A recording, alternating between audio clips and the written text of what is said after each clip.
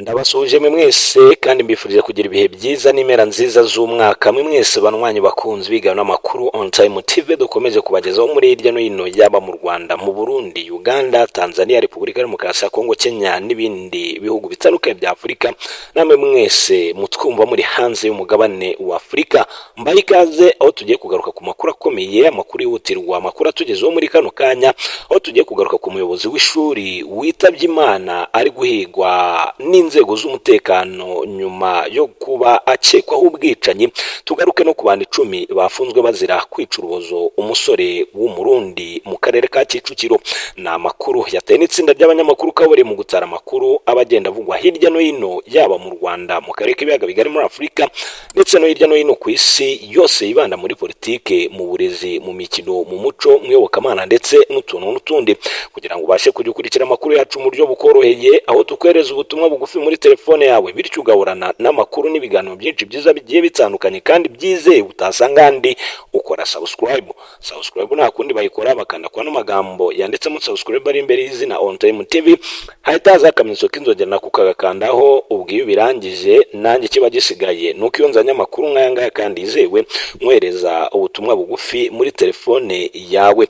Reka duhere kuri aya makuru avuga uburyo umuyobozi w'ishuri ngo yapfuye nyuma yuko yari ari guhigwa n'inzego z'umutekano kuko yakekwagaho ubwicanyi. Ni amakuru yagiye hanze avuga ko polisi y'igihugu yatangaje ko hari abantu 10 ku bufatanye n'urwego rw'igihugu rw'ubugenzacyaha RIB bafunze bakekwaho kwica urubozo umusore ukomoka mu gihugu cy'u Burundi. Tuhita dukurikizaho amakuru angeraho avuga ko mu gitondo cy'ejo kuwa mbere tariki ya 16 kuza 2024 umugabo w'imyaka 48 witwa Hakizimana Emmanuel wo mu karere ka Kirehe yakubitiwe mu rwuri rw'umuyobozi wa groupe scolaire Nyarupfubire, bakaba bamwita Gatare Jacques kugeza ashizemo umwuka. Uyu akaba yasize umugore n'abana 4. Ibi mbabwira byabereye mu mudugudu wa Rukundo mu kagari ka Kirebe n'umurenge wa Rwimiyaga ni mu karere ka Nyagatare, aho abaturanyi bavuga ko ngo Gatare yaba yari afite amakuru ko uyu muturage ajya ahabwa amata n'abashumba be, bityo akagambirira kuzamufata aje muri iyi famu. Umuvugizi wa polisi mu ntara y'Iburasirazuba SP Hamdan Twizeyimana yemeje amakuru mu kiganiro yagiranye n'itangazamakuru, avuga ko Hakizimana bari mu Gatare Jacques wari usanzwe ari umuyobozi w'urwunge rw'amashuri rwa Nyarupfubire. Ati mu masaha ya saa 2 nibwo polisi yageze aho byabereye, aho iperereza ry'ibanze rigaragaza ko uyu muturage yakubiswe na nyiri famu afatanyije na bagenzi be. Nyuma y'uko Hakizimana yagiye muri iyi famu mu gitondo, ngo bishoboka ko yari agiye gufata amata cyangwa se ajyanwe n'ikindi. Abashumba 2 bahamagaye Gatare azana n'uwitwa Auguste baramukubita kugeza apfuye. Mu gihe hari hagitegerejwe ko umurambo ujyanwa kwa muganga, Gatare n'uwitwa Auguste nabo baratorotse, naho abashumba 2 bo barafatwa. SP Twizeyimana yasabye abaturage kwirinda kwiyanira kuko ngo abagaragara mu bikorwa nk'ibi batazihanganirwa. Yaravuze ati icyambere turihanganisha umuryango wabuze wabo. Polisi kandi iributsa ko nta muntu wemerewe kwiyanira nubwo yaba afitanye ikibazo na mugenzi we, kuko amategeko ahari bagomba kugana inzego zibishinzwe. Ikindi nuko polisi itazihanganira na rimwe abakora ibikorwa by'urugomo binaganisha ku kuvutsa bagenzi babo ubuzima.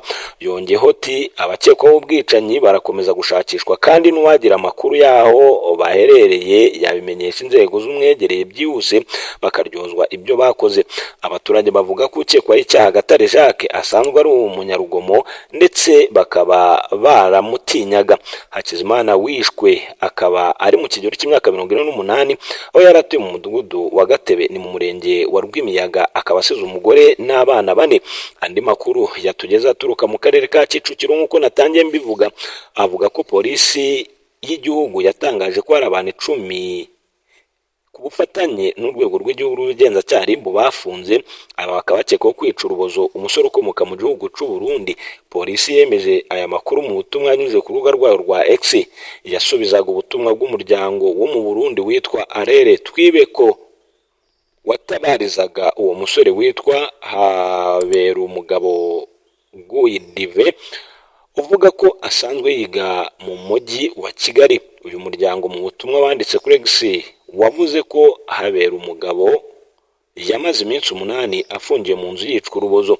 Amashusho Arere Twibeko yashyize hanze yerekana uwahotewe yitabwaho n'umuganga wamwomuraga ibikomere binini afite ku kibuno ariko ataka cyane.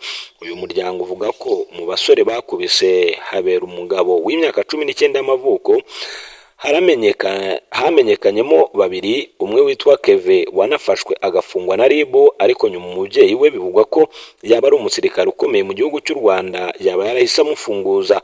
Undi yaravuze ati undi wamenyekanye ni uwitwa Dolphe, we bikaba bivugwa ko yaba yaravuye aho bita Nyamirambo mu mujyi wa Kigali aje gufasha inshuti ze guhotera uwo mwana w'umurundi. Bivugwa ko amakuru y'ihohoterwa yatanzwe n'umuntu utuye aho yiciwe urubozo wamwumvise atabaza. Polisi yavuze ko yamaze kumenya amakuru y'ihohoterwa ryakorewe Haberumugabo yayamenye, ndetse ko 10 bakekwa bamaze gufatwa mu gihe hari n'abandi bafatanyije nabo bagishakishwa ngo bashyikirizwe ubutabera. Polisi yagize iti aya makuru y'ihohoterwa ry'umusore twayamenye ndetse dufatanyije na RIB. Abakekwa 10 bamaze gufatwa bafungiye kuri sitasiyo ya polisi ya Nyarugunga, mu gihe abandi bafatanyije nabo barimo gushakishwa kugira ngo bagezwe imbere y'ubutabera. Yunzemo ko wahotewe arimo kuvurirwa ku bitaro bya Masaka mbere yo kumwifuriza kurwara ubukira, nyine nk'uko amakuru atugeraho muri kano kanya abivuga.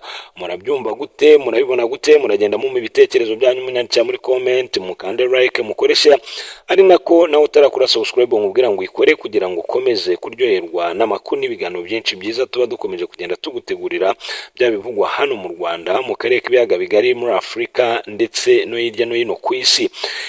Mu yandi makuru ari kuvugwa cyane, hari amakuru akomeje kugenda agaragara ku mbuga nkoranyambaga tugiye kugarukaho mu masaha ari buze. Icyo musabwa rero ni ugukora subscribe kugira ngo mukomeze kugenda muryoherwa n'amakuru n'ibiganiro byinshi byiza biba bigiye bitandukanye. Ari nako nabonye ngo mu ntara y'Amajyepfo habaye umukwabo wa polisi wasize hafashwe litiro 200 z'injurano. Hanavugwa aho bikekwa ko zibiwe. Nyine izi se ni litiro z'ibiki koko? Reka turebe ari ibiki. Reka inkuru nyibasomere kugira ngo nazajya mbabeshya ubundi mujye mwumva ukuntu ibintu biba bigiye byifashe. Nabonye hari amakuru avuga ko polisi y'u Rwanda yafashe litiro 260 za mazutu bikekwa ko ari injurano zibiwe mu bice bitandukanye mu ntara y'Amajyepfo ku makamyo akoresha umuhanda munini Kigali Kamonyi Nyanza Huye. Hanafatwa 3 baziguze. Ibikorwa rero byakozwe mu mukwabo wakozwe na polisi y'u Rwanda kuri uyu wa mbere tariki 16 Ukuboza 2024 nk'uko tubikesha umuvugizi wa polisi mu ntara y'Amajyepfo ni SP Emmanuel Habiyaremye. Polisi y'u Rwanda ikabivuga ko ibi bikorwa byakozwe mu rwego rwo gukumira no kurwanya ibyaha, aho byakozwe ku bufatanye bwa polisi y'u Rwanda n'abaturage bayihaye amakuru kuri ibi bikorwa. Muri uyu mukwabo mu karere ka Nyanza hafashwe abantu 3 bakekwaho kugura mazutu y'injurano, ndetse hanafatwa litiro 1000 zayo. Aba bantu 3 bafatiwe mu bice binyuranye byo mu karere ka Nyanza birimo Kigoma, Gasoro ndetse na Nyakabungo, aho bikekwa ko iyi mazutu yafashwe yibwe ku makamyo yo mu muhanda munini Kigali Kamonyi Nyanza Huye.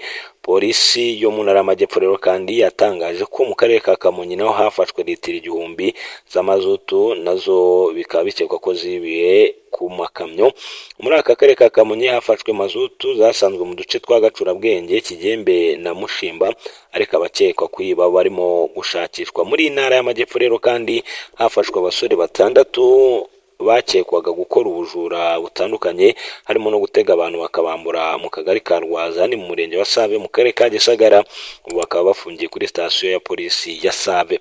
Umuvugizi wa polisi mu ntara y'Amajyepfo SP Emmanuel Habiyaremye yatangaga ubutumwa agira ati turaburira abatekereza kwishora mu byaha nk'ibi by'ubujura kubireka kuko polisi idashobora kubihanganira.